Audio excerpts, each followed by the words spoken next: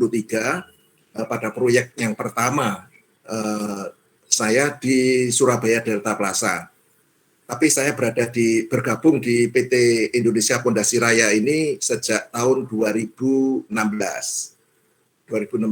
Jadi tahun 83 saya berada di beberapa perusahaan lainnya sampai akhirnya saya terakhir sekarang bergabung di PT Indonesia Pondasi Raya. Nah, saya di sini tidak memberikan kuliah, tapi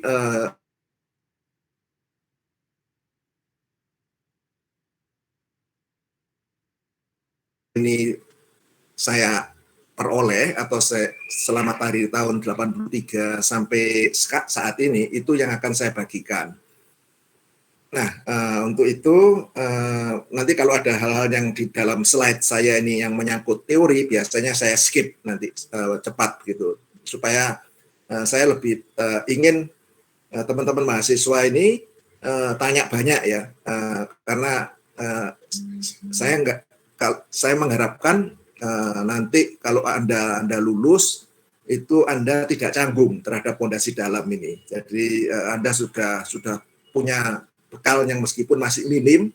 Mungkin ada beberapa dari teman-teman mahasiswa yang mungkin belum pernah lihat alat-alatnya, tapi tidak apa-apa ya. Jadi perusahaan ini berada di Jakarta. Saya akan mulai dengan pondasi dalam ya. Jadi apa sih itu pondasi dalam itu ya? Jadi suatu konstruksi pondasi dalam mempunyai struktur yang sangat kompleks ya dibandingkan dengan konstruksi pondasi dangkal. Metode konstruksinya memiliki penampilan yang lebih rumit atau memiliki banyak keterkaitan dengan bagian-bagian lainnya ya.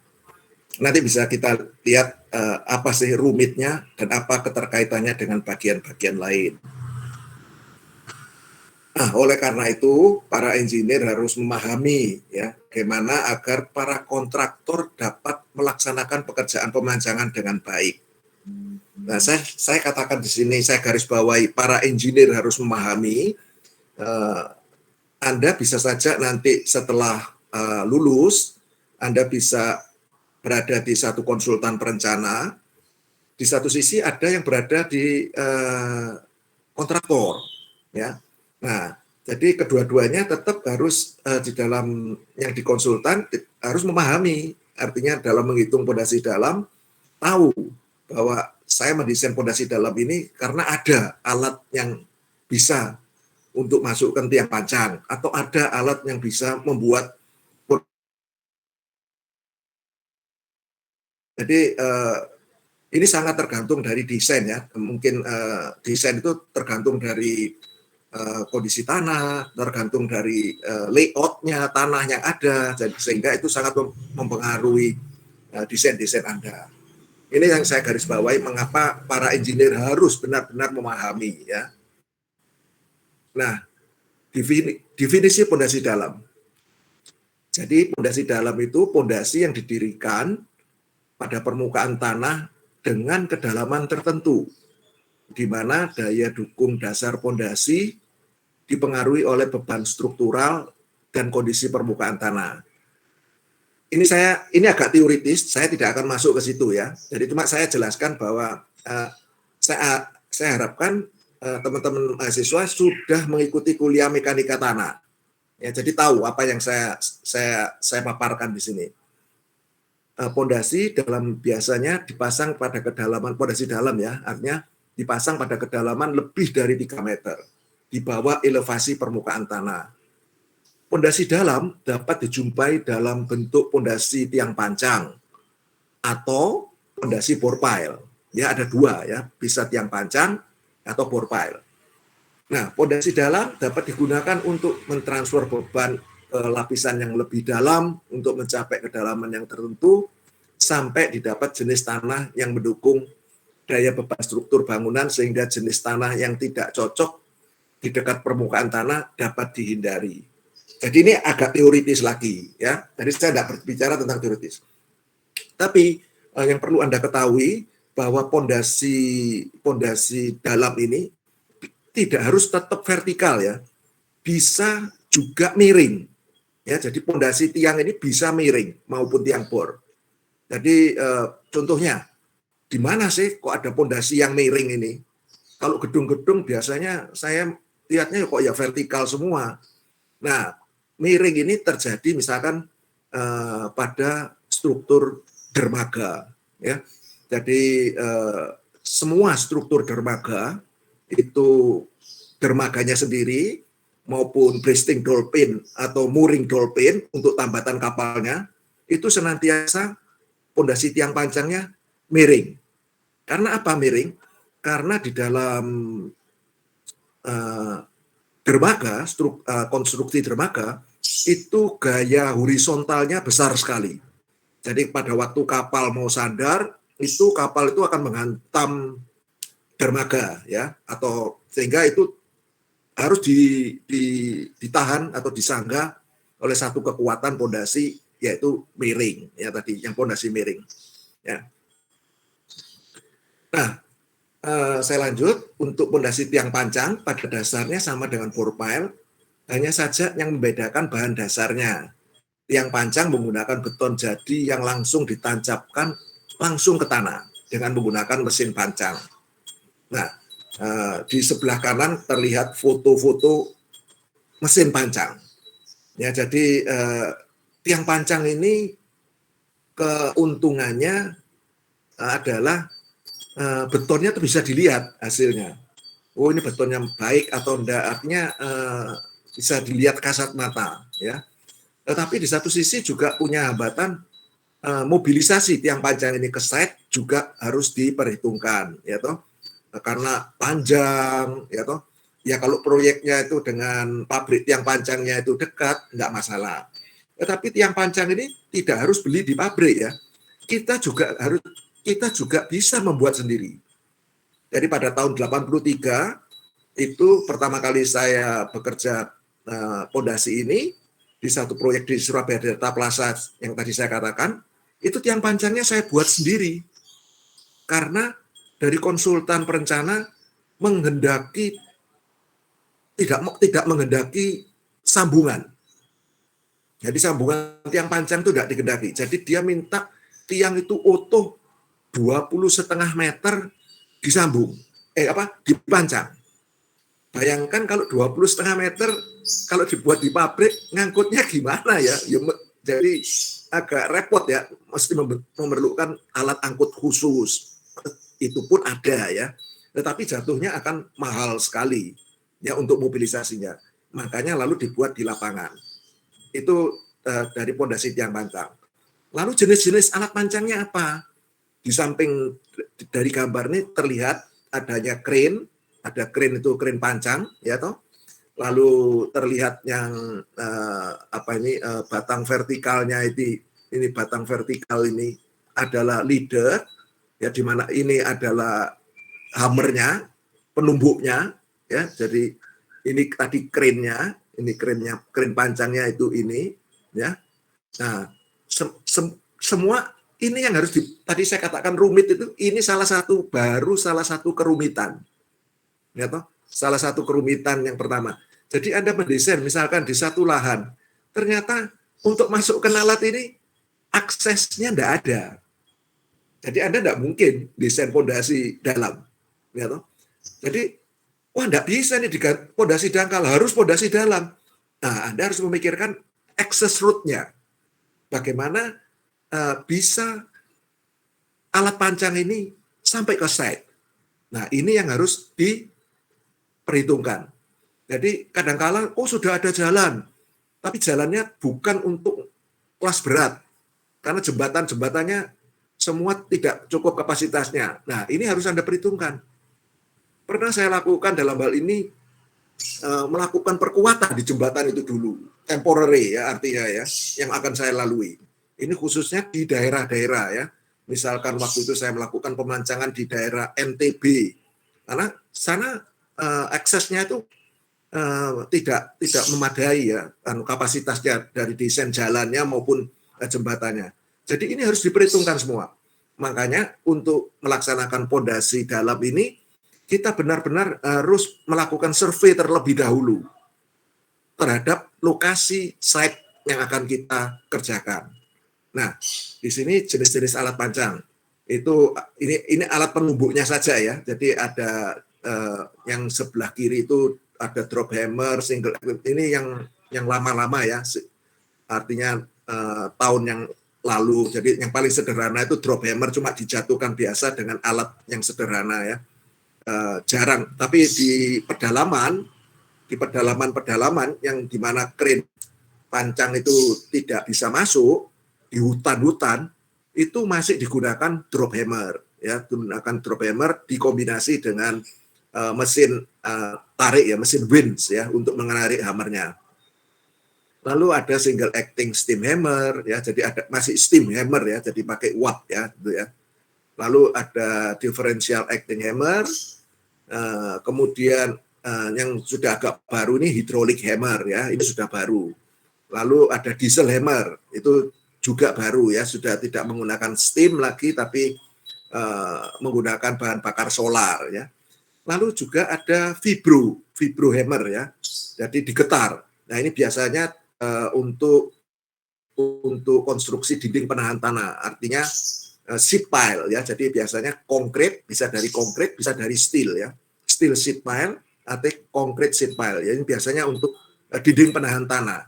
Untuk mengamankan supaya tidak terjadi kelongsoran, dilakukan pemancangan sheet pile.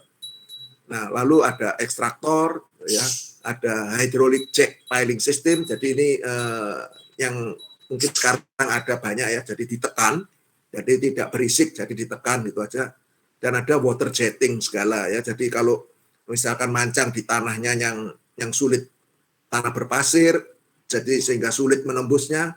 Jadi tiang pancangnya dibuat khusus berlubang lalu ditiupkan atau disemburkan air ya ke ujungnya melalui kompresor ya dari atas. Jadi banyak macamnya.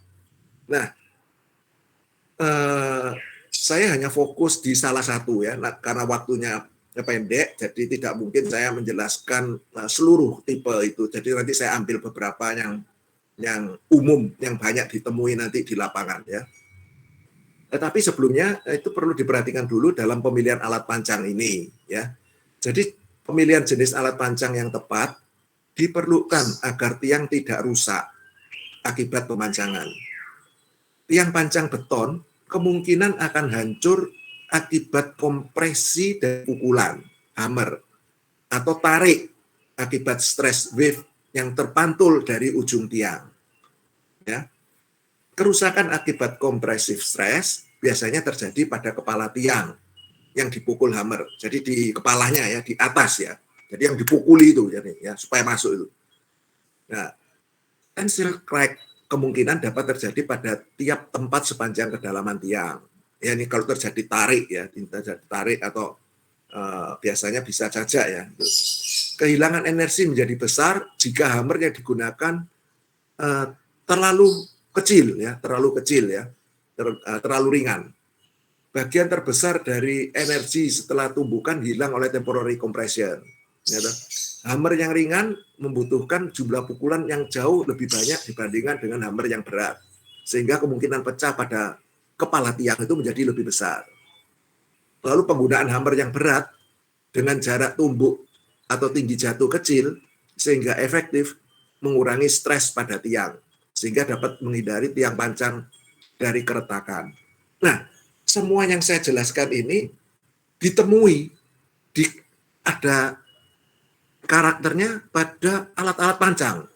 Jadi misalkan diesel hammer itu punya karakter bagaimana, hydraulic hammer punya karakter bagaimana. Nah, tinggal dicocokkan. Oh, saya enggak cocok ini kalau pakai diesel hammer. Saya harusnya pakai hydraulic hammer. Oh, ini enggak cocok pakai hydraulic hammer maupun diesel hammer. Karena ini concrete sheet pile. Oh, saya pakai vibro hammer dan seterusnya. Nah, ini ini contoh diesel hammer, foto yang di samping kanan itu. Jadi ini diesel hammer secara visual nampaknya seperti gini. Jadi saya mungkin tidak terlalu menjelaskan cara kerjanya diesel hammer ini ya, karena cuman hanya beberapa saja supaya tahu aja. Jadi diesel hammer ini karena namanya saja sudah diesel hammer, jadi pada waktu diperkerjakan senantiasa mengeluarkan asap karena bahan bakarnya solar. Ya, jadi dia bekerja menumbuk gitu, dang dang dang itu bekerja naik turun gitu, memukuli tiang pancang, mengeluarkan asap ya. Dan asap ini mengotori lingkungan. Dahulu belum ada teknologi hydraulic hammer, apalagi hydraulic jacking pile, belum ada. Tahun 83 itu belum ada di kota Surabaya ya. Mungkin di luar negeri sudah ada ya tahun 83, tapi di Surabaya belum ada. Sehingga mau tidak mau, suka tidak suka, bayangkan saya harus memasukkan tiang panjang pada waktu itu 40 kali 40, panjangnya 20,5 meter, ya harus pakai diesel hammer ini. Tetapi kerugiannya, diesel hammer ini mengotori lingkungan, sehingga bangunan di sekitar proyek itu akan terdampak karena mengeluarkan asap, dan asap ini membawa partikel-partikel oli dan solar, dan itu menempel kalau di bangunan akan menjadi kotor ya. Nah, lalu kalau di tanaman ya, tanamannya waktu itu di sekitar tanaman itu, tanaman yang tadinya hijau jadi hitam semua ya, karena knalpotnya ini. Lalu juga efisiensi energi hammer itu berkisar antara 30 sampai 40% saja. Jadi kenapa kok kecil sekali ya? Jadi hammer ini kan punya tadi tipenya macam-macam. Jadi diesel hammer ini ada yang mempunyai upper pistonnya itu kapasitasnya beratnya ada yang 2,5 ton, ada yang mulai dari 1,5 ton, 2,5 ton, 3,5 ton, 4,5 ton, 6,5 ton, bahkan sampai 15 ton ada. Berat piston hammernya, yang untuk alat penumbuknya itu. Karena yang tampak di luar yang warna pink ini hanya selongsongnya, tetapi hammernya ada di dalam silinder itu ya, di dalam silinder itu yang dinamakan upper piston. Lalu adanya juga dinamakan lower piston. Nah, jadi upper piston ini yang digunakan untuk naikkan, lalu jatuh bebas, naikkan lagi jatuh bebas ya. Sedangkan yang lower piston itu yang untuk menekan ke tiang ya, energinya. Jadi setelah terjadi tumbukan jatuh bebas, lalu energi yang diteruskan ke tiang itu hanya 30-40%. Lalu yang lainnya kemana energinya? Kok hilang begitu aja? Yang lainnya digunakan tadi untuk naikkan pistonnya itu ya, supaya bisa terjadi kesinambungan bergeraknya itu bisa continue ya. Tapi kontinuitas dari tumbukan itu terjadi bila kondisi tanah yang ditumbuk itu sudah mulai keras. Jadi mungkin itu nilai SPT-nya mungkin sudah mulai 20, itu mulai terjadi tumbukan yang kontinu ya, nilai SPT-nya. Tetapi dikala nilai SPT-nya kecil, dari tanah itu misalkan cuma 5, kadang-kala 0, dia tidak bisa meledak. Tidak bisa meledak ya. Jadi harus sabar sampai dimasukkan pelan-pelan, jadi ditarik lagi dengan manual sampai masuk, sampai ketemu yang nilai SPT-nya sudah cukup keras sehingga mampu memberikan reaksi kepada upper pistonnya. Nah, itu untuk diesel hammer ya. Nah, ini gambar cara kerjanya. Saya tidak, tadi yang saya terangkan, jadi yang kelihatan di sini, ini yang kelihatan naik ke atas ini upper piston. Ini yang di bawah ini lower piston. Nah, ini terus dia jatuh bebas, lalu ini ada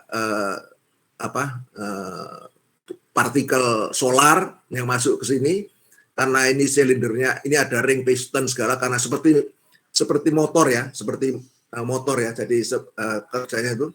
Jadi karena dimampatkan ruangannya, terus timbul ledakan. Nah, ledakannya kemudian sebagian digunakan masuk ke, ledakannya terjadi ini menghantam lower piston, lalu yang upper pistonnya naik kembali, ini naik kembali ya, seperti ini, dan seterusnya seperti begitu.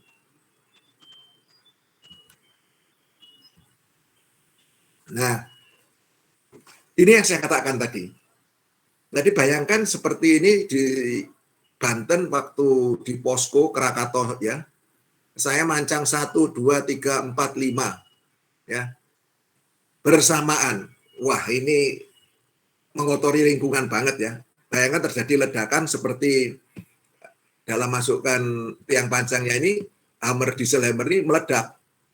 Dan ini asapnya ini mengotori lingkungan. Ya. Ini untuk proyek yang di Cirebon. Ya. Nah, ini kok ada crane lagi di sini, apa fungsinya? Ini service crane ya. Jadi service crane ini bertugas untuk mendekatkan tiang pancang ini ke alat pancang, pile driver. Ya. Jadi makanya pile driver ini tidak bisa bekerja sendiri kalau tidak dibantu dengan service crane ini. Ya. Jadi dia harus ada service crane. Service crane ini juga digunakan untuk menurunkan tiang pancang pada saat dimobilisasi dari pabrik ke site. Ya. Oke.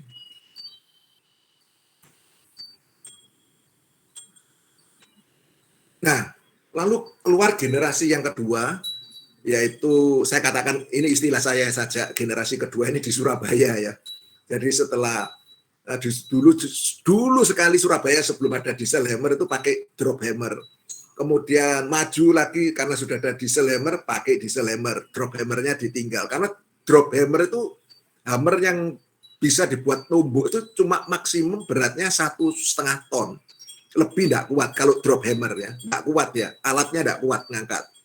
Alat mesin winch-nya itu, yang untuk alat angkatnya itu tidak kuat. Ya, terlalu berat karena tidak pakai crane ya. Nah, lalu generasi yang ketiga ini keluar hydraulic hammer. Nah, hydraulic hammer ini seperti gambar di samping ini, jadi hammernya bentuknya agak berbeda, tetapi tetap sama, dia harus disetting di crane ya, crane pancang ya, saya istilahkan, atau pile driver. Nah, lalu kinerjanya juga sama, jadi tapi dia tidak terjadi ledakan. Karena namanya saja hidrolik, semuanya ini dikerjakan melalui diangkatnya pistonnya ini melalui hidrolik. Ini ada selang hidrolik. Nah, di belakang dari mesin pancang ini ada yang namanya alat power pack.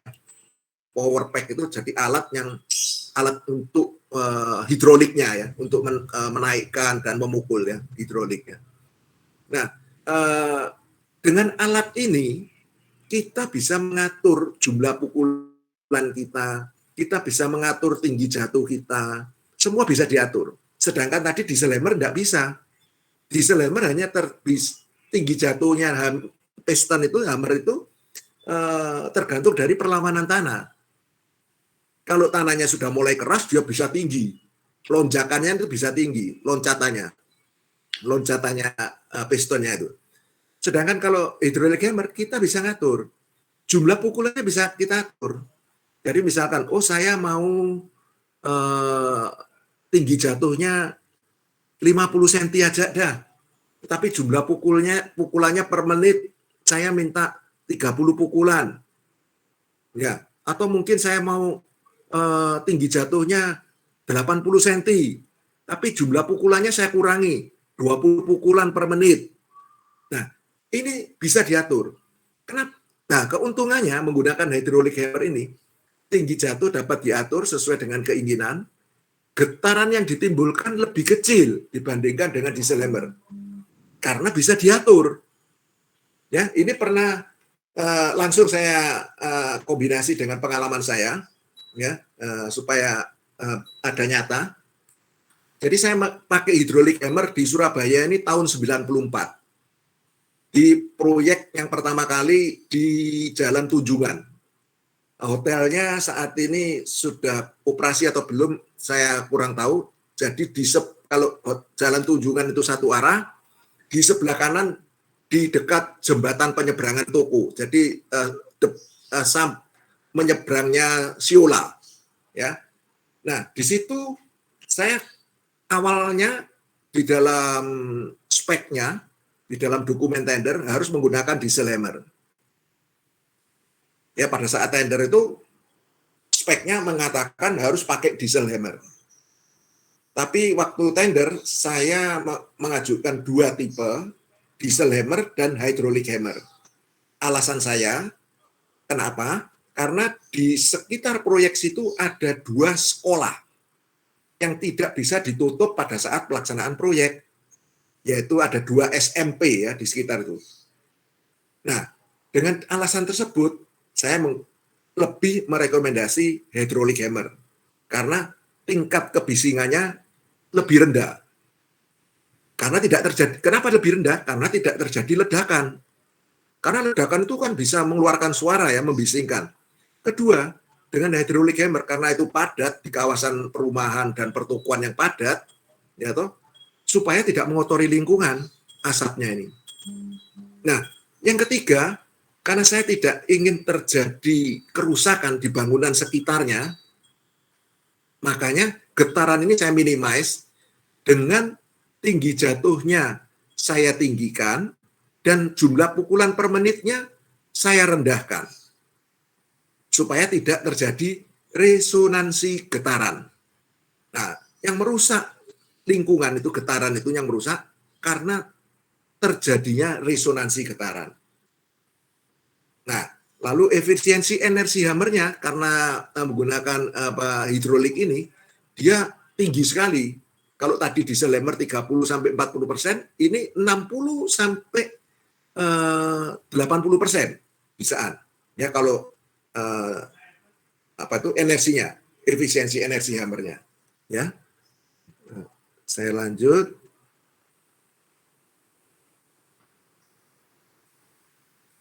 Ini yang gambar potongannya. Jadi dalamnya itu istilahnya isinya itu seperti gini.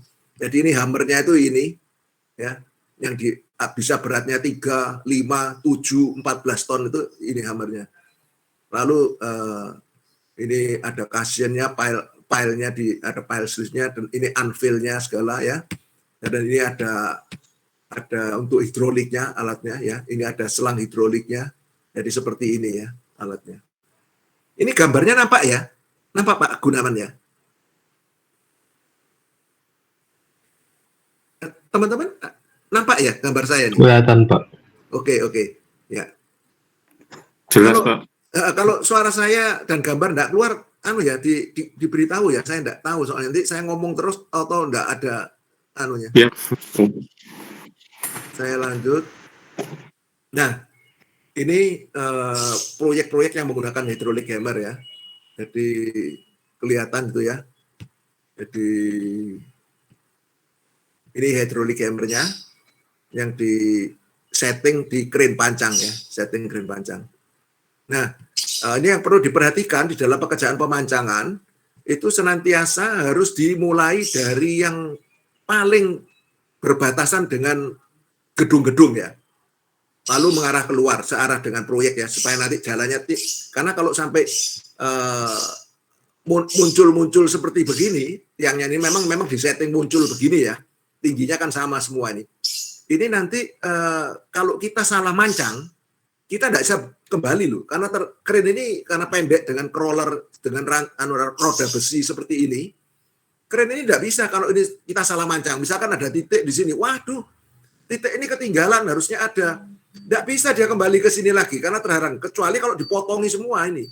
Padahal ini tidak boleh dipotong karena mau digunakan untuk struktur di atasnya. Ya, jadi harus hati-hati. Urutan pemancangan itu harus diperhatikan. Ini kerumitan lagi yang berikutnya. Jadi tidak bisa semau gue ya mancangnya. Oh, saya mau mulai dari sini, mau dari situ, seenaknya itu tidak bisa. Ya. Nah, ini yang ketiga, yaitu vibro hammer ya. Jadi vibro hammer ini bergetar, namanya aja vibro, jadi bergetar. Jadi dia digunakan untuk memasukkan seat pile ya, yang biasanya konstruksi ini digunakan untuk mengamankan tanah-tanah ya, atau dinding penahan tanah ya, di tebing-tebing gitu ya, biasanya dipasang ini, atau di bantaran sungai, supaya seperti di Sungai Kalimas itu kalau Anda lihat ada beberapa seat pile seperti ini ya, concrete seat pile ya di Sungai Kalimas ini ya, supaya tidak terjadi gerusan ya. Nah, itu biasanya dipancang dengan vibro hammer. Vibro hammer ini pun ada tipenya ya, macam-macam tergantung untuk beratnya dan sebagainya ya. Kemudian, nah ini ya, ini masukkan ini vibrohammernya demikian. Jadi kalau vibrohammer ini dia settingnya dengan alat service screen gini ya, digantung gini ya. Untuk memasukkan, kebetulan ini steel sheet pile ya, untuk dimasukkan dengan vibrohammer ini. Oke. Nah, tahapan-tahapan pemancangan ya. Tahapan persiapan meletakkan posisi tiang sesuai dengan koordinatnya. Lalu menggunakan unting-unting atau theodolit untuk mengontrol kevertikalannya dalam 2 arah ya. Jadi tiang pancang itu harus benar-benar posisinya vertikal. Tidak boleh miring. Kalau miring dipancang, padahal ini memang saya katakan ini miring yang dalam arti bukan direncanakan ya. Artinya tiang pancangnya harus tegak, tapi dipancangnya mungkin agak miring sedikit gini. Nah itu tidak boleh. Jadi harus tegak, ya tetap harus tegak. Nanti kalau miring kan gaya yang dipikul menjadi berkurang ya akibat miring tadi ya. Jadi tidak boleh. Ada toleransinya. Ya, jadi saat pelaksanaan pemancangan harus tetap dipantau posisi tiang pancang terhadap kevertikalan dalam 2 arah, X dan Y, dengan menggunakan alat ukur theodolit atau unting-unting. Ya. Lalu saat tiang menembus tanah yang lunak, kita harus waspada. Diusahakan hammer tidak memukul terus-menerus agar tiang terkendali. Ya, jadi supaya tidak hilang ya. Jadi tiangnya itu diikat juga. Supaya tidak hilang kalau tanahnya lunak, dan mungkin hanya diduduki oleh hammernya saja sudah turun ya akibat berat sendiri hammer ya. Nah itu harus pelan-pelan ya, pelan-pelan karena supaya terkendali kevertikalannya. Bila pada kedalaman 2 meter sampai 3 meter pertama posisi tiang miring, maka tiang harus dicabut kembali. Kemudian disetting ulang, lalu dipancang lagi. Loh kok bisa miring? Yang tadinya sudah vertikal, kok bisa miring? Ya, bisa saja terjadi miring, karena kita tidak tahu di bawah tanah ini ada apa. Ya, apa ini bisa terjadi, sering terjadi pada tanah urukan yang menggunakan sirtu, tanah pasir berbatu ya. Kalau tanah urukan sirtu yang biasanya dulu tahannya sawah, karena semua alat pancang tadi kren itu tidak bisa bekerja di tanah yang lunak. Artinya dia berdiri harus di tanah yang kokoh, padat. Ya, jadi supaya tidak terbalik, tidak guling ya krennya ya. Kalau tanahnya lunak bisa terbalik krennya. Jadi betul-betul makanya tanahnya harus diperbaiki dulu lahannya. Nah, itu biasanya diuruk dengan sirtu. Tebalnya sekitar 60 cm gitu ya. Nah, pada saat diuruk dengan sirtu ada pasir berbatu, ujung tiang ini kalau kena batu, dia lalu arahnya jadi miring. Ya, jadi miring. Nah, makanya itu harus dicabut, lalu batunya dibersihkan, diambil, lalu diukur ulang, disetting ulang, dipancang lagi ya. Toleransinya berapa sih pergeseran yang diperkenankan antara X dan Y ini? Yaitu masing-masing maksimum 10 cm untuk arah X dan Y. Sedangkan toleransi penyimpangan dalam arah tegak itu 1/100. Ini toleransinya ya yang masih diperkenankan. Nah, lalu pertanyaannya, bila mana saya ini selesai mancang? Atau berhenti di mana? Nah, ini kembali lagi kepada perhitungan. Ya, pada waktu Anda mendesain tiang pancang ini untuk suatu struktur bangunan, berapa panjang tiang yang harus dipikul ya, yang harus didesain ini. Misalkan ketemu 30 meter. Diameternya misalkan ketemu diameter 50 tiang panjangnya. Lalu berhentinya di mana, Pak? Apa rata tanah atau nongol 1 meter atau setengah meter? Ini tergantung dari desain. Dari desainernya ya, dari konsultan. Ya. Nah, lalu biasanya dalam perhitungan, ini saya sedikit nyerempet ke teori, pondasi dalam ini berdasarkan apa perhitungannya? Berdasarkan end bearing, atau friction, atau kombinasi. dari end bearing dan friction. Ini yang menentukan nanti tiang pancang ini harus sampai di mana. Nah, biasanya di lapangan akan digunakan dengan rumus empiris driving formula ini seperti yang terlihat ini untuk menentukan final setnya. Artinya bila penurunan dalam 10 pukulan terakhir itu ditemukan penurunan misalkan 2,5 cm yang diukur dengan calendering. Ya, calendering itu ada kertas yang ditempelkan di tiang pancang lalu digambarkan grafiknya untuk diketahui penurunan 10 pukulan terakhir. Kalau dia sudah 2,5 cm, maka tiang itu dinyatakan sudah oke daya dukungnya berdasarkan rumus ini, ya. Itu. Nah, lalu di samping itu juga kita di dalam pekerjaan pemancangan, setiap titik pancang itu ada piling record. Ya, data pemancangan harus mencakup data sebagai berikut. Project name, file number. Ya, file number ini artinya begini, pada saat Anda menerima dana dari titik-titik pondasi, itu banyak sekali, misalkan bisa sampai 800, 1000, ya, atau mungkin kecil aja cuma 100, tetap harus diberi nomor. Ya, di gambar site plan, Anda mulai kerja dari mana? Oh, saya mulai nomor 1 ini, 1, 2, 3, 4, dan seterusnya, ya, sampai 100 misalkan. Jadi, oh ini pancang tiang nomor berapa? Oh, tiang nomor 1. Ya.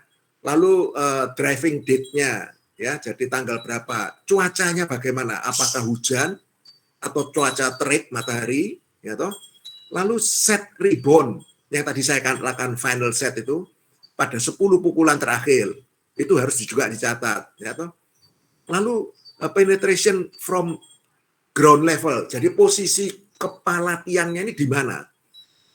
Ada yang tidak di permukaan. Ada beberapa konsultan karena dia mau menghemat tiang supaya tidak membuang, artinya supaya ownernya tidak rugi banyak. Lalu dia minta kepada merencanakan tiang pancangnya ini dipancang, kepala tiangnya ini harus tertanam di bawah ground level, ada ground existing level tanah, ya, ground existing tanahnya itu 2 meter. Jadi kita harus memasukkan tiang itu 2 meter. Loh, lalu bagaimana? Alat pancang diesel hammer atau hidrolik hammer ini, apa alatnya itu masuk 2 meter ke tanah? Enggak. Ya, jadi sebelum dia habis, kira-kira masih 1 meter, atau maksimal tingginya sisanya itu masih 0,5 meter, kita sudah masang yang namanya follower dari baja, ya, pokoknya dari konstruksi baja. Bisa yang gampangnya aja saya bilang aja pipa baja, ya, yang dibuat sebagai follower. Biasanya kalau di lapangan itu dinamakan dolly. Oh, di dolly aja. Lah, di dolly itu maksudnya dimasukkan 2 meter tadi, ya, dengan follower tadi. Jadi follower ini tadi ditancapkan di atas kepala tiang beton itu, lalu kita pancang lagi. Nah, follower ini biasanya tingginya antara 3 meteran, ya, antara 3 meter, enggak terlalu tinggi. Jadi cuma 3 meteran. Karena yang mau dipancang atau mungkin 6 meter. Biasanya kalau dari pipa itu biasanya produksinya 12 meter, kita potong jadi 2 supaya kita punya follower 2 biji. Jadi biasanya 6 meter lah, kurang lebih 6 meter. Nah, kemudian dimasukkan tadi sampai kedalamannya 2 meter. Setelah sampai kedalaman 2 meter, follower ini dicabut, ya. Follower ini dicabut.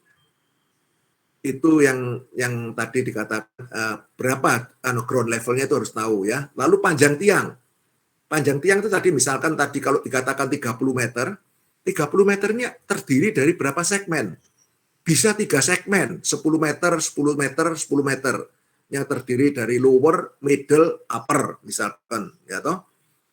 Atau mungkin 15 meter, 2 segmen, 15 meter kali 2, ya toh.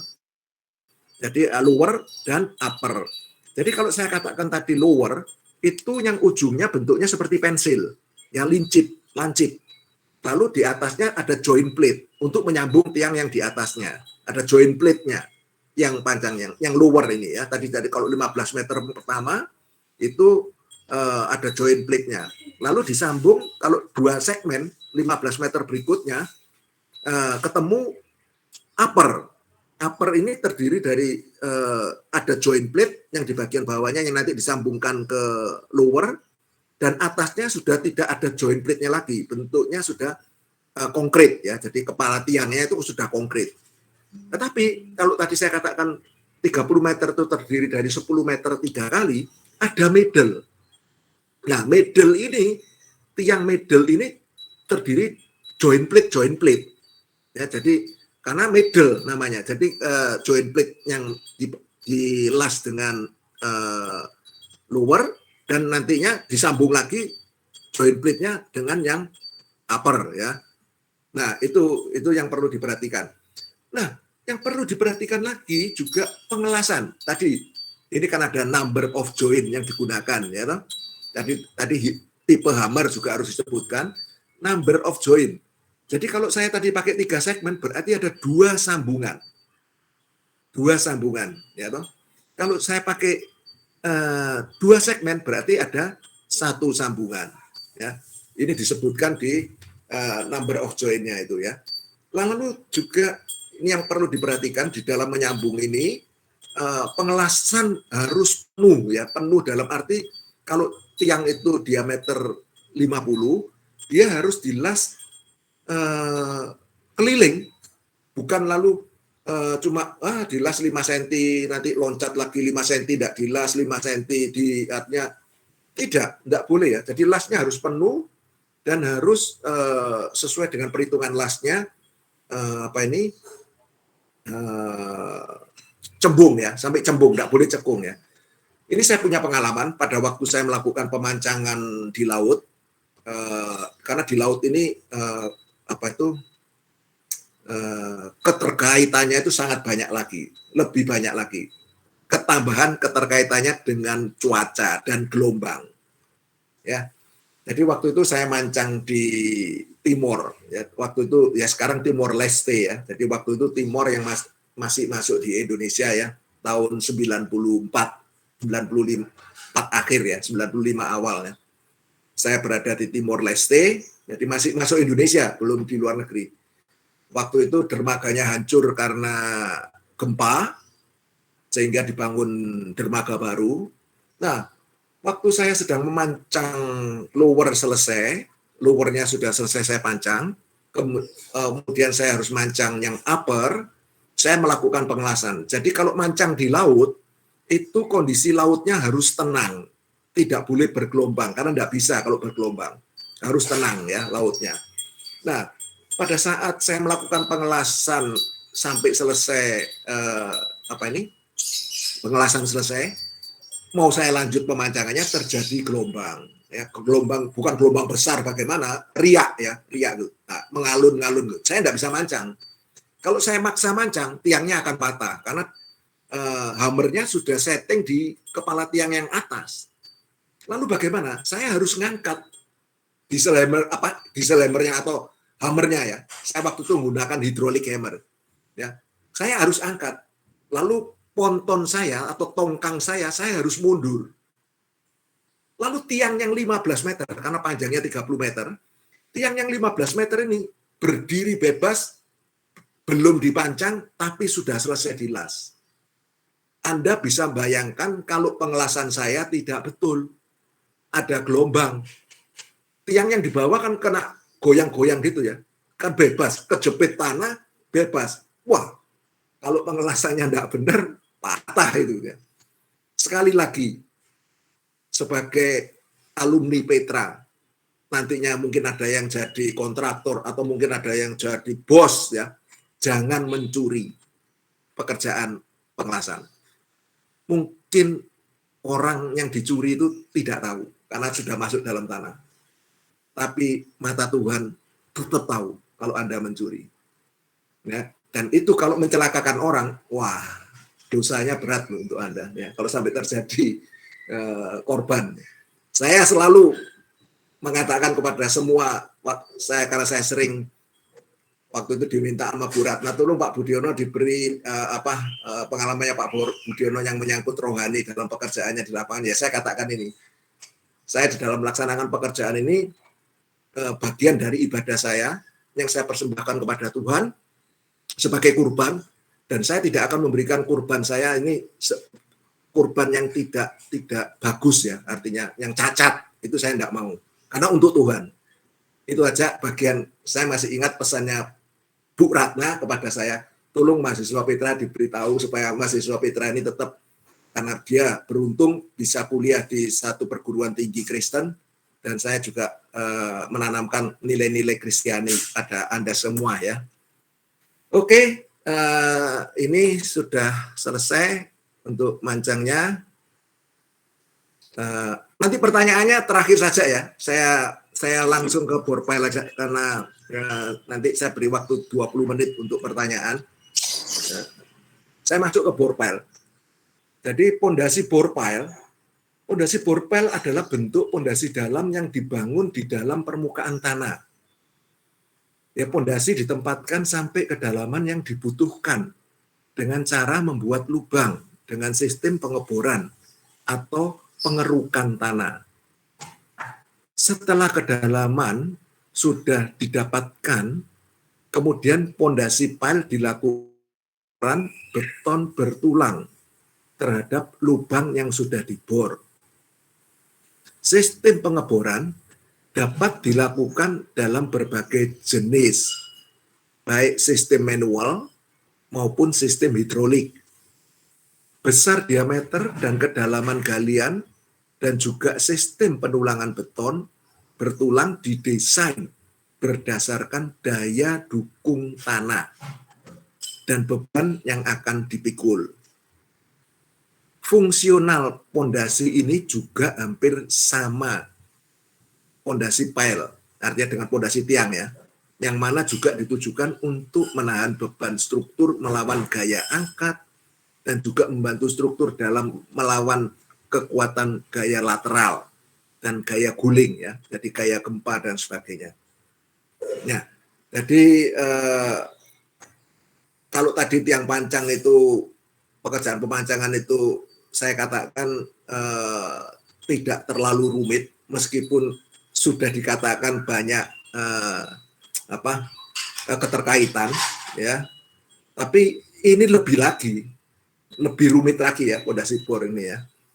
Jadi karena ini dikatakan di sini kedalaman sudah setelah kedalaman sudah didapatkan pondasi pile, dilakukan pengecoran beton bertulang. Jadi tulangannya nanti dimasukkan.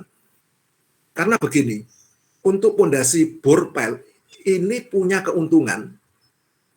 Misalkan saya membangun basement, 4 basement ke bawah. Kira-kira 4 basement ini sampai minus berapa ya? Minus 12 meter lah misalkan. Ya. Berarti pondasi ini harus cut off levelnya, ya COL, cut off levelnya itu di minus 12 meter. Tidak mungkin Anda lakukan dengan tiang pancang. Karena tadi follower itu cuma bisa maksimum 2 meter. Lebih 2 meter, tidak kuat nyabut, followernya tidak bisa dicabut. Ya. Jadi kalau apalagi sampai minus 12 meter, mau tidak mau harus menggunakan teknologi pondasi dalam bore pile. Ya. Ada satu proyek yang di tahun 2000 berapa ya, di 2000 sebelum COVID ya, mungkin 2018 atau 2016 saya lupa ya. Nama proyeknya ini sudah jadi, Mayapada Hospital di Jalan Majen Sungkono. Mayapada Hospital itu punya 3 basement. Basement yang bawah itu sendiri tempatnya untuk STP dan water treatment plant ya, semuanya di bawah ya, paling bawah ya. Semuanya di bawah. Jadi dia pakai pondasi bore pile. Lalu dinding penahan tanahnya, karena itu mepet ya dengan kampung, dengan tetangga kiri kanan. Padahal ada basement, kan harus diamankan, minus 12 meter gali, kan bisa rontok semua rumah tetangga di kiri kanan. Kalau tidak diamankan. Pakai apa? Apakah pakai konkret sipil, dipancang pakai vibro? Wah, geder semua. Dan dia kan lahannya ini kecil. Jadi Mayapada Hospital ini lahannya kecil sekali. Dan bentuknya unik, bentuknya itu, lahannya itu belak-belok gitu, karena terjadinya ya karena belinya dapatnya itu ya. Jadi ada beberapa lahan yang nggak bisa dibeli ya, oleh orangnya tidak dijual. Sehingga mau nggak mau ini, wah belak-belok dan mepet sekali. Nggak mau ada terbuang, owner itu nggak mau terbuang lahannya. Oh, mancang konkret sipilnya mundurkan 1 meter dari batas lahan. Wah, rugi dia. Nggak mau. Jadi pada waktu itu saya membuat namanya diaphragm wall, dinding penahan tanah. Ini yang setahu saya sampai saat ini adalah satu-satunya konstruksi diaphragm wall yang ada di Surabaya. Saya katakan, konstruksi dengan menggunakan metode diaphragm wall, dinding penahan tanah. Ini pun diaphragm wall ini juga digali ya, digali.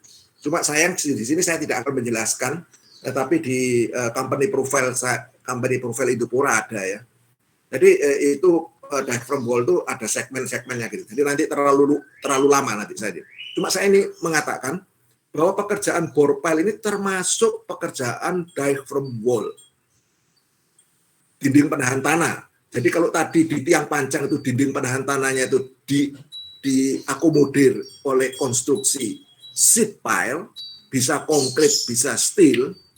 Kalau di bore pile ini diakomodir oleh soldier pile dan diaphragm wall. Ya, jadi ini yang perlu saya sampaikan karena nanti supaya punya gambaran bahwa supaya lengkap ya perbandingannya antara pekerjaan pemancangan dan bor. Baik, saya lanjut. Nah, ini tahapan pekerjaan pondasi bore pile ya. Pertama persiapan pengeboran. Jadi alat yang digunakan ini seperti gambar ini ya. Jadi persiapan rig bore pile, kemudian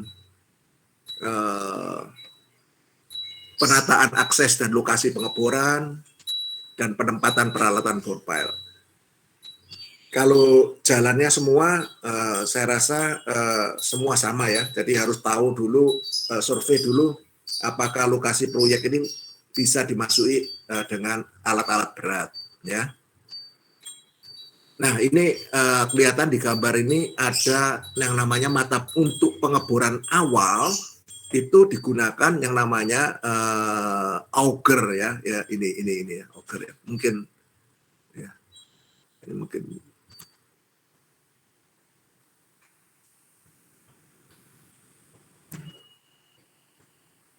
Ya, jadi ini alatnya augernya ini visualnya.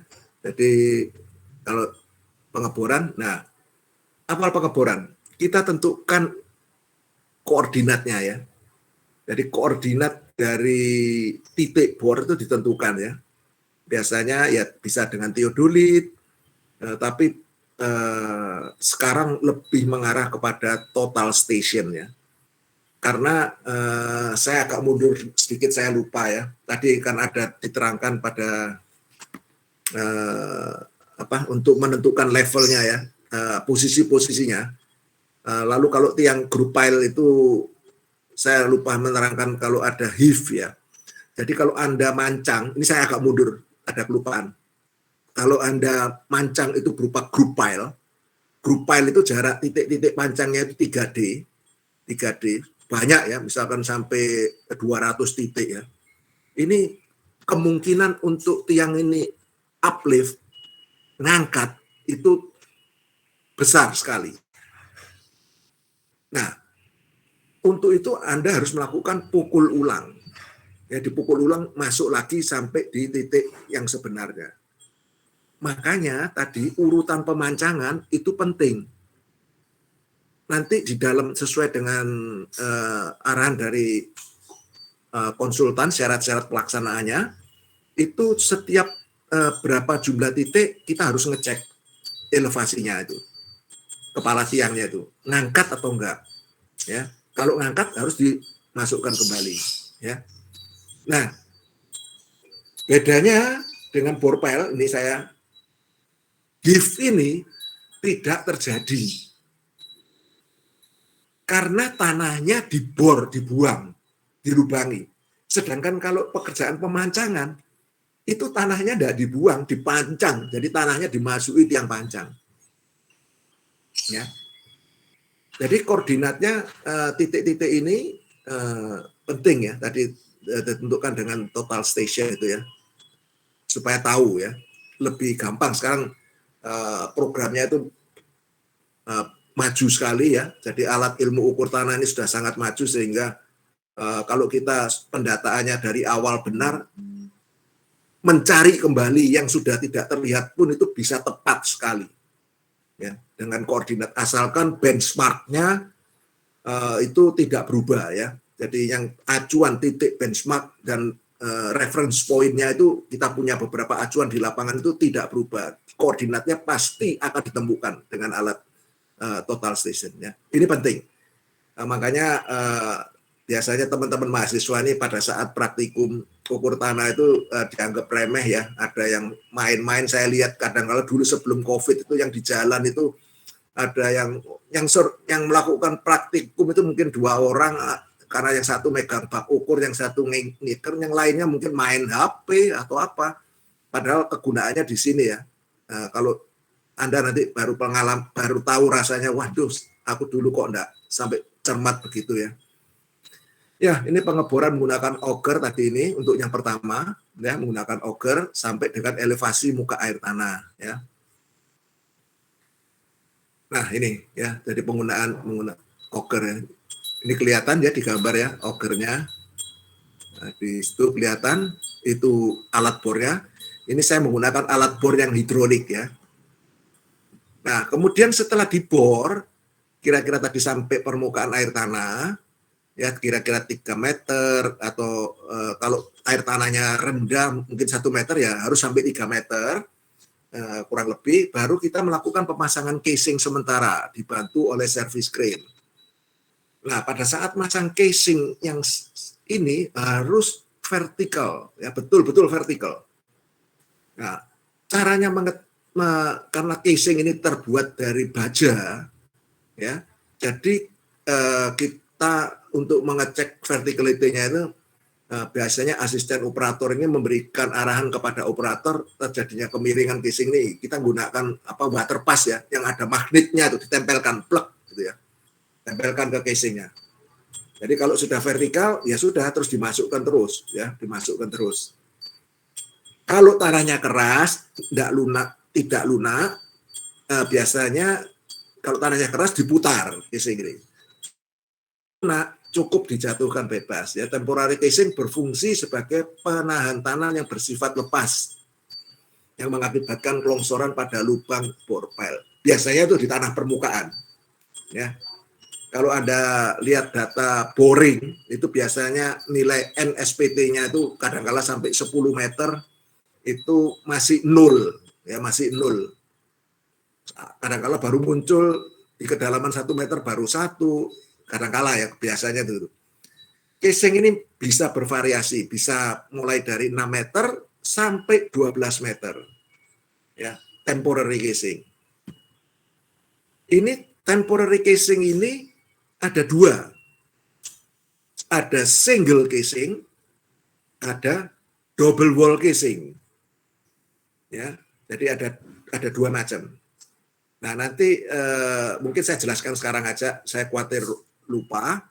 Jadi saya punya pengalaman di sebuah proyek di Surabaya, ya kurang lebih sekitar tahun 2000 sebelum COVID, pokoknya sebelum COVID. Di Surabaya, ini proyek ini perlu adanya penambahan titik karena mungkin ada perubahan desain. Jadi titik yang awalnya dia menggunakan pondasi jacking pile, ya ditekan. Karena ke lingkungannya ini padat perumahan, jadi menggunakan jack, tidak boleh terjadi getaran, jadi ditekan. Diameter tiang pancangnya diameter 800. Anda bisa bayangkan diameter 800, tiang pancang, alatnya segede apa alat tekannya itu ya. Sampai 1000 ton kekuatannya alat tekannya waktu itu, 1200 atau berapa gitu. Nah, pada saat dilakukan loading test, ada beberapa titik yang gagal loading testnya. Nah, materi loading test akan saya berikan di minggu depan. Nah, pada saat gagal, karena tiangnya ini rough foundation, yang saya katakan tadi, jaraknya 3 D-an atau mungkin lebih, atau jadi rapat, padat sekali. Jadi bisa sampai 300 tiang itu satu karena mesh foundation, ya mesh foundation untuk bangunan tower ya. Nah, kemudian kan nggak masuk, hasil loading testnya nggak masuk. Wah, bingung kan? Gimana ini? Nggak memenuhi syarat, baru 150% sudah nggak masuk. Akhirnya oleh konsultan harus ditambahkan titik-titik pancang ya. Tapi pihak konsultan tidak mau dilakukan pemancangan. Karena kalau dilakukan pemancangan, jaraknya makin rapat lagi, makin heave. Terjadi naik lagi tiangnya nanti. Sehingga satu-satunya cara harus pakai bore pile. Harus ini. Tidak ada jalan lain. Dan bore pile-nya supaya tidak mengganggu tiang-tiang yang sudah dipancang, sepanjang bore pile itu harus diberi casing. Jadi supaya tanahnya ini tidak terganggu. Tanah yang sudah lengket akibat tiang pancang ini, supaya tiang pancangnya jangan keganggu. Karena ngebor ini kalau berdekatan tiangnya terganggu. Makanya di dalam sequence pengeboran ini harus loncat. Nggak bisa dari titik satu terus ke titik sebelahnya, nggak bisa. Harus lompat 3 titik baru ngebor lagi. Ya, urutan pengeboran berbeda dengan urutan pemancangan. Nah, ini yang tadi saya mau ceritakan, casingnya harus pakai teknologi yang double wall casing. Jadi waktu itu saya harus masukkan casing kalau tidak salah sepanjang 30 meter lah kurang lebih. Casing 30 meter harus saya masukkan dan tidak bisa lagi menggunakan teknologi single casing. Jadi 30 meter ini saya harus masukkan 6 segmen casing yang masing-masing casing panjangnya 5 meter dengan alat khusus ya, alat khusus. Oke, itu yang saya mau jelaskan tentang casing ya. Temporary casing berfungsi sebagai penahan tanah ya sudah ini. Kemudian bor lanjutan. Pengeboran menggunakan polimer. Polimer dilanjutkan sampai dengan kedalaman rencana. Jadi polimer ini apa? Polimer ini adalah selare ya, atau cairan yang untuk menstabilisasi lubang bor. Nah, kalau ini tadi saya ceritanya pakai single casing yang 12 meter misalkan, lalu posisi tiangnya harus 28 meter atau gampangnya 30 meter, ya toh, berarti yang selebihnya itu tidak ada casingnya. Lalu bagaimana saya caranya mengamankan supaya tidak longsor? Nah, saya menggunakan namanya selare bentonite atau polimer. Ya, salah satu ya, tergantung jenis tanahnya. Jadi selama pengeboran sampai selesai, untuk mengamankan longsor, air harus full. Jadi airnya tuh harus penuh sampai ke permukaan casing. Saya tidak boleh melakukan pengeboran tanpa air. Ya, jadi harus penuh air ini supaya tidak longsor. Air yang tadi saya katakan polimer tadi ya, selare ya. Memang ada beberapa kontraktor yang mau gunakan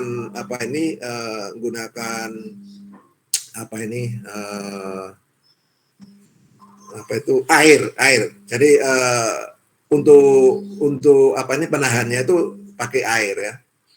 Jadi tapi kurang efektif ya kalau air.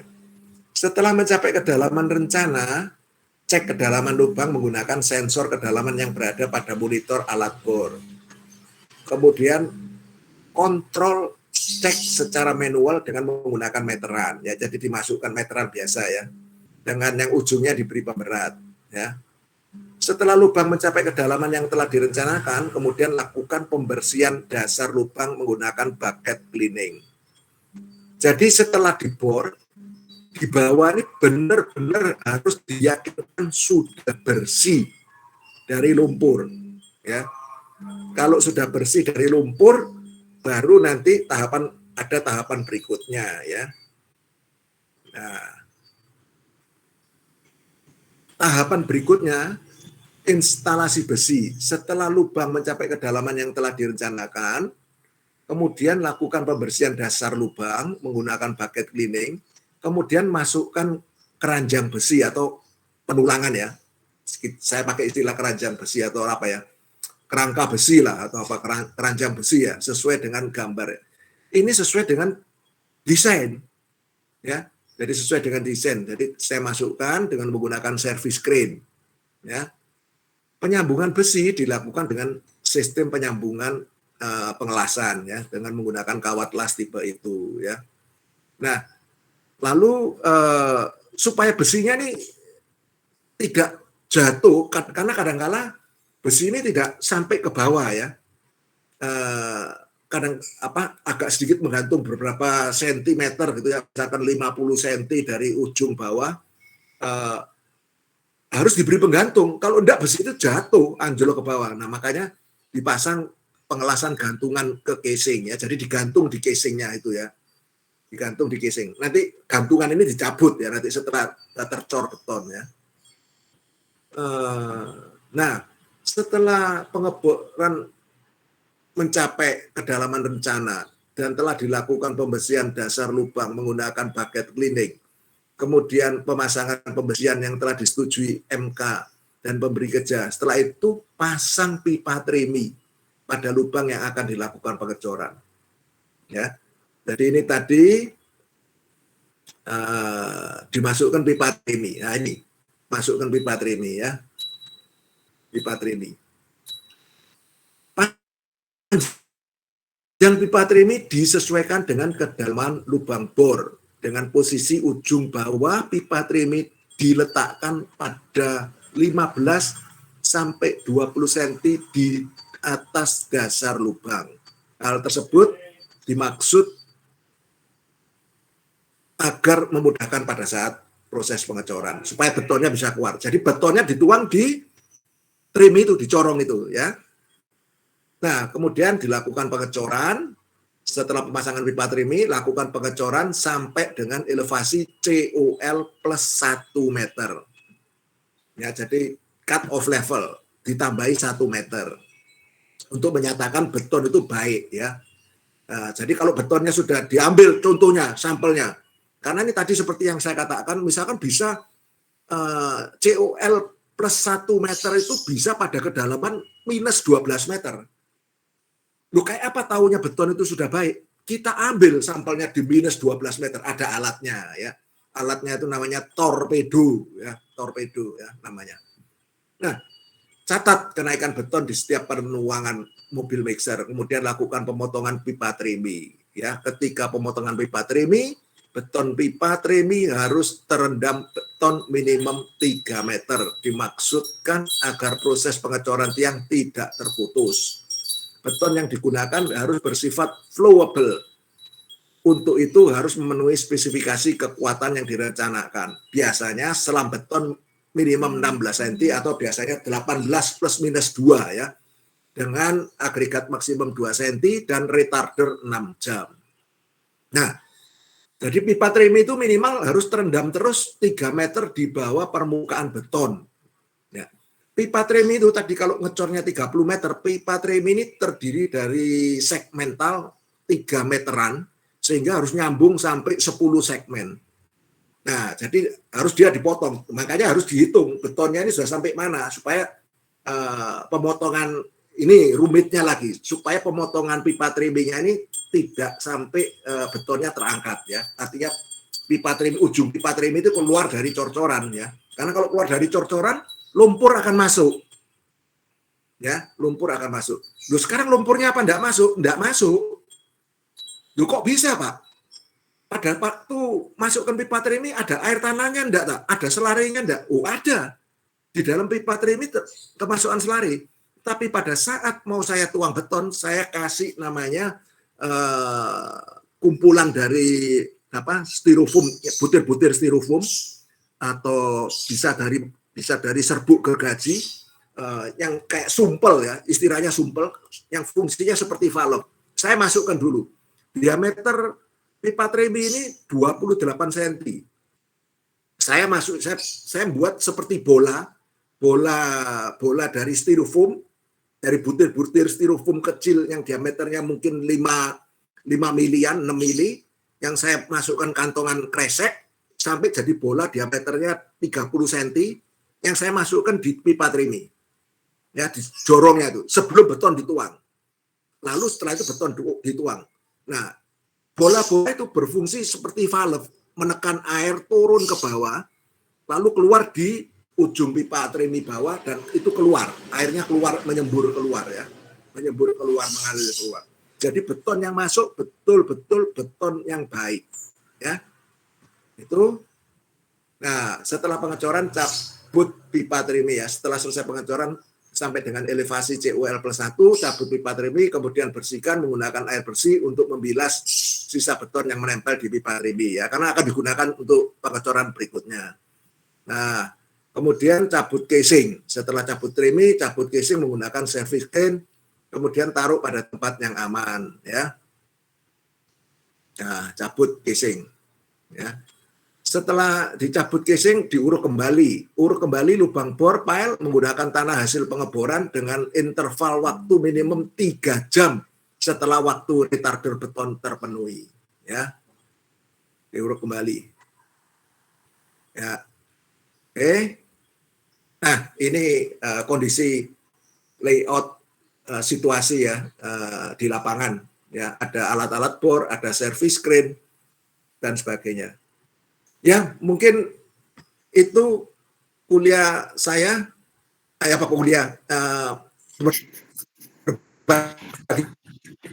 pengalaman saya tentang pekerjaan pondasi dalam. Mungkin kalau ada pertanyaan, saya buka pertanyaan, waktunya sudah pas 20 menit ya, kira-kira nanti pas.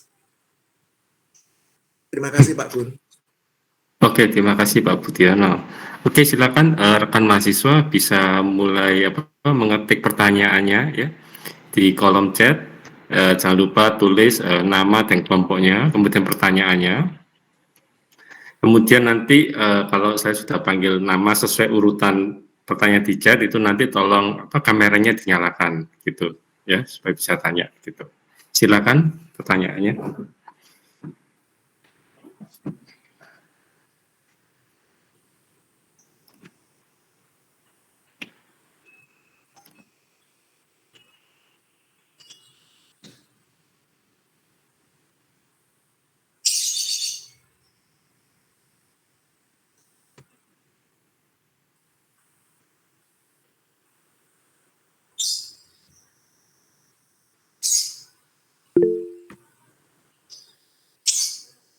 Oke, ini pertanyaan pertama dari Brian ya.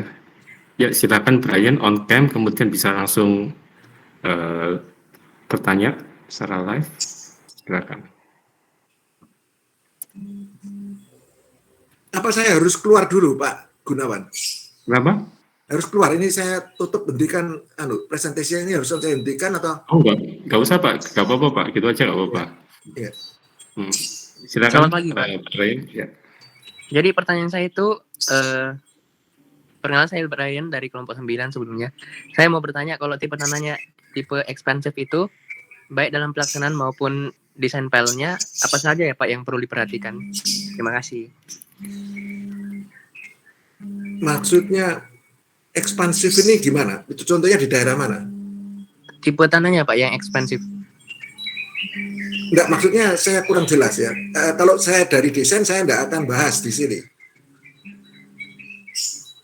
Tapi lebih spesifik gitu loh. Anda menggunakan tiang pancang ini untuk tanah ekspansif atau gimana? Maksudnya gimana? Oh, untuk tanah ekspansif Pak. Penggunaan tiang pancangnya. Ada tiang pancang di tanah ekspansif. Iya Pak. Lalu apa yang Anda tanyakan?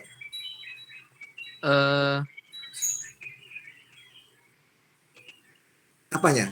Maksudnya ada tiang pancang di tanah ekspansif, apanya yang membuat tanya ini apanya? Supaya saya bisa Untuk tahu, bisa desainnya, jawab. Pak. Hah? Untuk desainnya, Pak. Wah, kalau Yang desainnya saya diperhatikan itu apa aja, Pak? Wah, kalau desainnya saya enggak bisa menjawab di sini. Itu bukan saya tadi dari awal saya tidak berbicara mengenai desain pondasi. Ya. Oh iya, Pak. Tapi ada beberapa jenis tanah ekspansif ya. Saya akan berikan sharing sedikit, tapi saya tidak bercerita tentang desain ya. Saya hanya bercerita pengalaman tentang pekerjaan tiang pancang di tanah ekspansif. Apa yang terjadi? Ya, ini terjadi di mana ini? Di Graha Family. Ya, di daerah Graha Family. Tapi bangunan itu tidak jadi dibangun. Ya, tahun itu waktu sekitar tahun berapa ya dia? Tahun berapa ya? Masih belum ada hidrolik hammer waktu itu ya, tahun 95-an lah gitu kira-kira. 95 atau 94 gitu ya. Itu tanahnya ekspansif. Saya katakan kenapa tanahnya ekspansif? Karena dia waktu itu hujan. Jadi waktu hujan itu dia mengembang kayak bubur gitu. Sebelumnya, karena saya masuk di dalam pekerjaan tanah yang musim kemarau, jadi terus masuk musim hujan. Jadi sudah digali oleh pemberi tugas, sudah digali. Jadi saya bekerja di bawah, tanahnya itu padat sekali, keras sekali. Bahkan saking kerasnya itu ekskavator itu kalau jalan ngeruk itu tanah itu wah susah. Jadi bikin tebing itu susah. Tapi pada waktu hujan jadi bubur. Apa yang terjadi? Nah, kebetulan waktu itu dari desainnya itu ada grup pile. Satu pur ada yang isinya 6 titik pancang, ada isinya 5 titik pancang, ada isinya 3, ya toh, dan seterusnya. Dan ada yang grup pile. Nah, pada saat itu saya tidak berpikir apa-apa ya, tanah ekspansif, saya tidak punya pengalaman, baru mancang tahun 93 itu, 94 itu, saya pikir ya biasa-biasa aja, tidak ada masalah. Tetapi pada saat saya cek kembali, setelah digali, saya cek kembali, pergeserannya itu lebih dari XI-nya itu lebih dari 10 sampai 10 cm. Wah, saya ini harus kalau terjadi pergeseran seperti itu, kontraktor pancang ini ya harus didenda loh. Karena mancang tidak sesuai dengan speknya, di luar spek. Karena kalau sudah di luar spek, terjadi perubahan desain dari pur. Ya toh, kalau mungkin mencongnya kemana atau nggak beraturan, lalu bentuknya mungkin yang tadinya persegi 4 atau yang persegi panjang, karena tiangnya nggak karuan, tempat pemancangannya bisa purnya bentuknya nggak karuan. Tapi syukur kepada Tuhan, pada saat selesai mancang, saya lakukan pemeriksaan di piling data, piling record. Makanya saya katakan, piling record itu harus memuat koordinat titik pancang. Selesai mancang. Nah, dan itu ditandatangani loh. Harus ditandatangani oleh MK, kontraktor, ya toh, MK pengawas, ya, dan kontraktor. Harus tanda tangan di situ. Betul. Nggak sampai 10 cm, 7,5 cm, ada yang 5 cm. Tetapi pada saat digali, kenapa bisa berubah? Nah, itu saya nggak tahu. Nggak bisa jawab. Nah, lalu saya menarik kesimpulan. Itu kalau melakukan pekerjaan pemancangan di tanah ekspansif akan terjadi begitu. Harus hati-hati, kan tidak ada orang yang bisa menahan yang ini gerak. Apalagi kalau jadi pergantian musim. Ya. Lalu caranya bagaimana untuk mengatasi ini? Sebenarnya setelah itu dari teman-teman saya diskus, sebetulnya bisa diatasi misalkan dengan pre-bore. Jadi tanahnya dibuang dulu sebagian. Ya toh, pada waktu musim kemarau ya, tapi kalau sudah musim, waktu itu saya bekerja seperti di rawa-rawa ya. Saya harus pakai ekstra plat karena supaya tiangnya enggak guling karena jadi lumpur, karena untuk narik tiangnya aja sudah lumpur semua karena hujan enggak boleh mancang saya. Ya. Mungkin dari itu yang perlu diperhatikan untuk pekerjaan pemancangan di tanah ekspansif, Anda harus ekstra hati-hati, jangan lupa melakukan mendata koordinat titik pancang setelah selesai pemancangan, bahwa dipastikan benar-benar itu masuk dalam syarat teknis.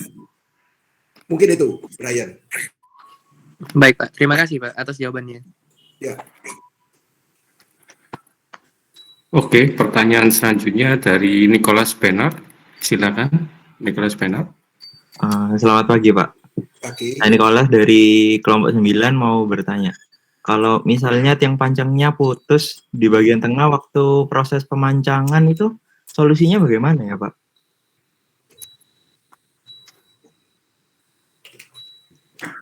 Putus di tengah. Nah, kalau putus ya tidak bisa diapa-apakan. Putus di tengah ini ya dibuang, tidak bisa dipakai. Tapi yang saya mau dalami lagi, putusnya karena apa? Putus ini bisa terjadi karena mancangnya miring. Karena tiang pancangnya miring, dipancang, putus. Karena apa? Kok bisa putus? Tadi Bapak bisa katakan bisa mancang miring. Karena tiang ini tegak, kren ini sudah disetting tegak, tapi tiangnya miring. Jadi dipaksa sama krennya. Putus. Kalau kita sudah rencanakan mancang tiang miring dengan 1/5, misalkan, kemiringannya, 1/5, alat pancang juga saya setting miring.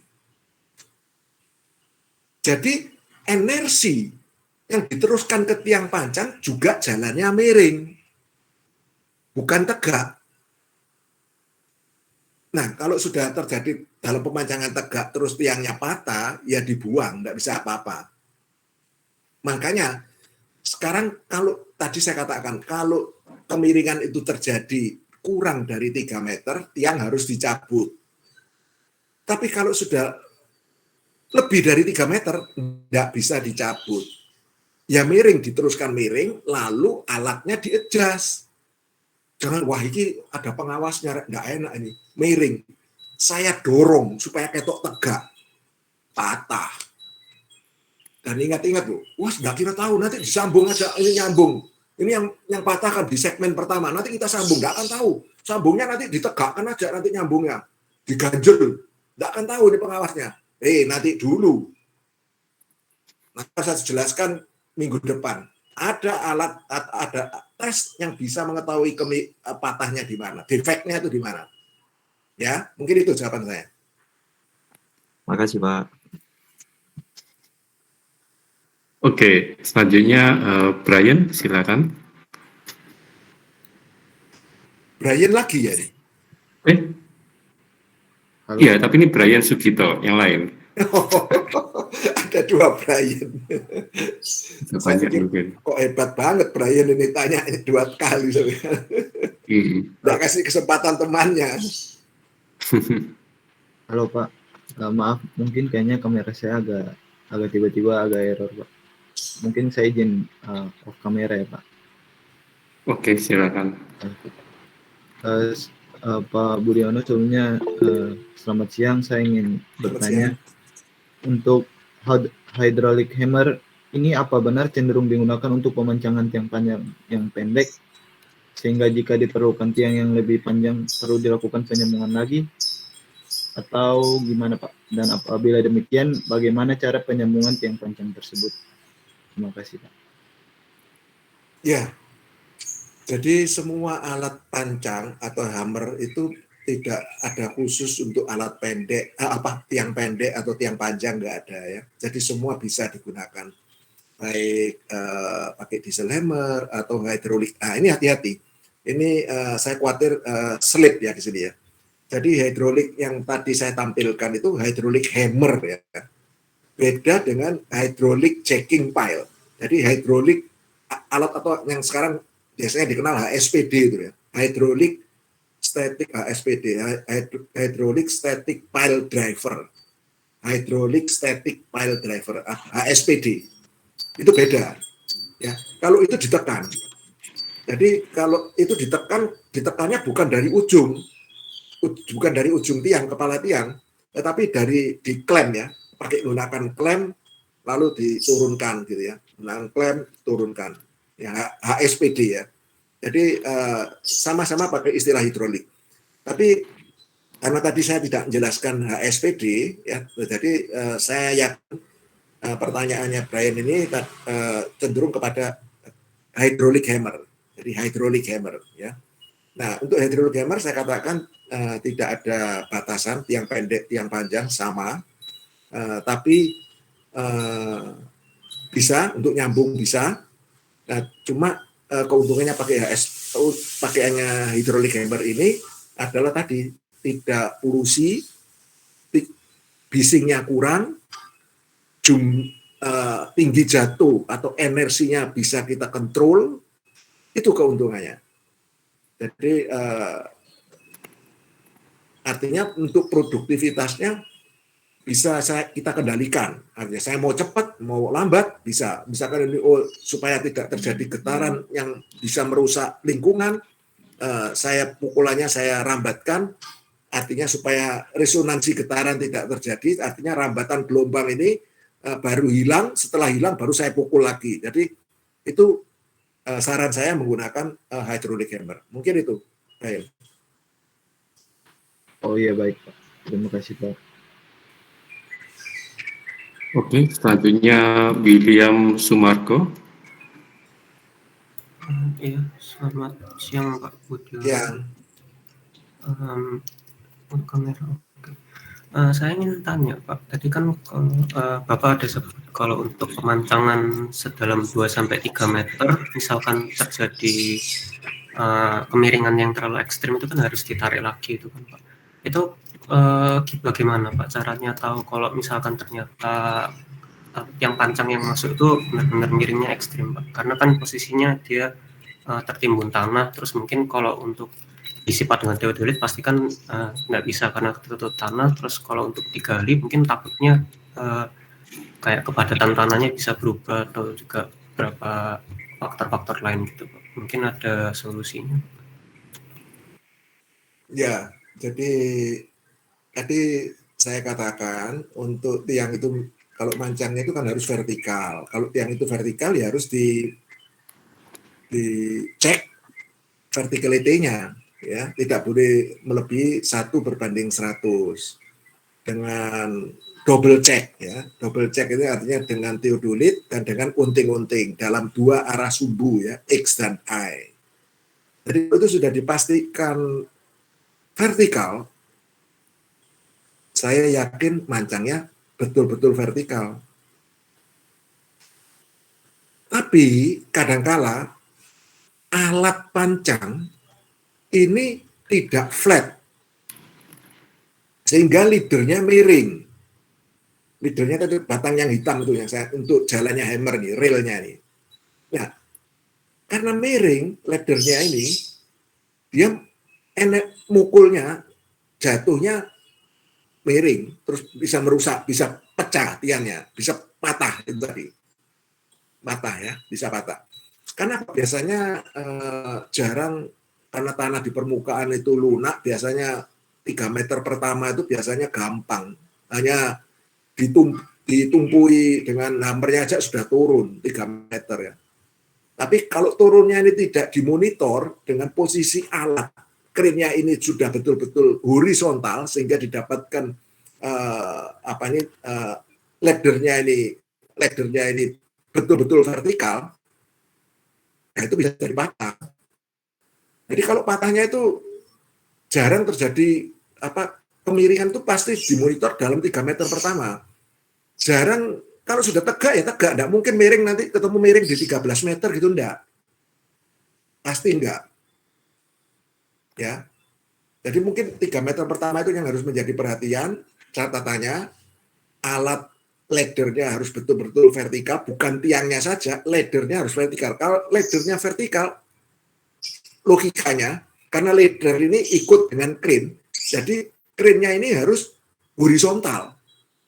Kalau crane-nya miring, roda kiri dan roda kanannya ini enggak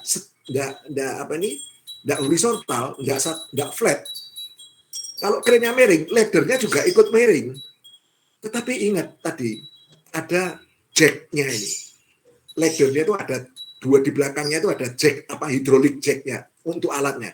Sehingga makanya yang paling penting bisa tracknya ini tidak horizontal, tetapi bisa diluruskan laddernya dengan jack ini tadi ya. Itu mungkin saya mundur kemana ya? Saya lihat gambarnya di mana. Wah, mundurnya jauh ini. Sebentar. Nih. Ya. Ini, bentar, kursor saya gerakkan. Nah, ladder ini harus tegak. Kren ini ada dua tracknya, roda besinya. Ini harus vertikal, harus horizontal.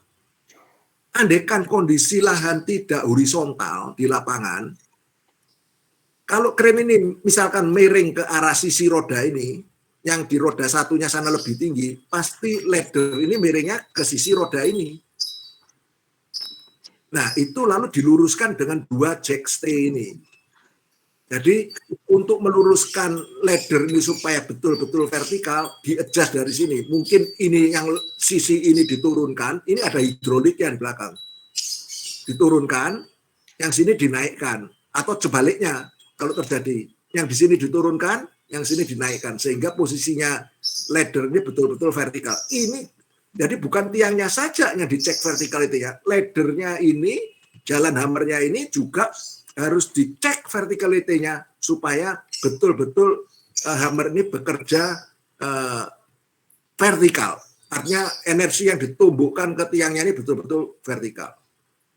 Mungkin itu dari saya. Pak, terima kasih, Pak. Oke, selanjutnya Go Michael. Silakan.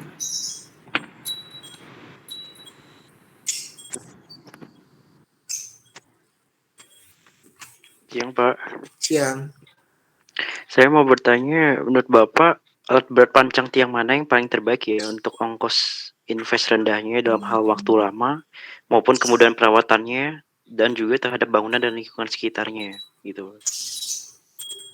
Maksudnya pertanyaan ini invest alat pancang apa gitu? Iya, alat berat pancang tiang mana yang paling terbaik gitu, Pak, untuk ongkos invest rendahnya maupun dalam Untuk jangka invest waktu apa? lama. Untuk invest apa? Invest rendah, Pak, harga murahnya gitu. Tiang pancangnya. Iya, alat berat. Oh, alat beratnya. Wah, ini kamu mungkin mau jadi bos ini. Mau beli alat pancang ini. Ya ini saya tidak bisa jelaskan di sini ya. Ini. Jadi tinggal maksudnya begini. Kamu mau beli alat made in mana dulu? Sekarang ini kan alat banyak made in China. Banyak loh China mungkin, Pak ya. Nah, sekarang alat China itu saya cerita ke bor ya. Kalau alat pancang itu mungkin agak ya China masih oke lah. Tetapi kalau alat bor kit dengan kapasitas yang sama dengan spesifikasi yang sama, tidak bisa melawan yang buatannya Eropa. Misalkan alat bor Zoom Lion dengan merek yang satunya lagi Power misalkan. Oh, tidak bisa dilawan. Ya dari produktivitasnya kita di lapangan, speed pekerjaan kita, China-nya kalah. Tapi tidak tahu lagi ya, mungkin dia akan berpacu terus ya akan dalam hal ini ya. Memang saya juga banyak pakai alat-alat China, ya. Tapi tentunya ketahanannya artinya jangka panjangnya itu mungkin ekstrim. Mungkin alat hammer China itu mungkin dipakai satu proyek selesai ya sudah rusak. Mungkin kalau saya pakai hammer Jepang bisa sampai 10 proyek, mungkin hammer China mungkin 3 proyek. Mungkin itu. Karena uang itu tidak bisa dibohongin. Harganya kan juga beda dengan kapasitas yang sama. Mungkin itu masukan saya.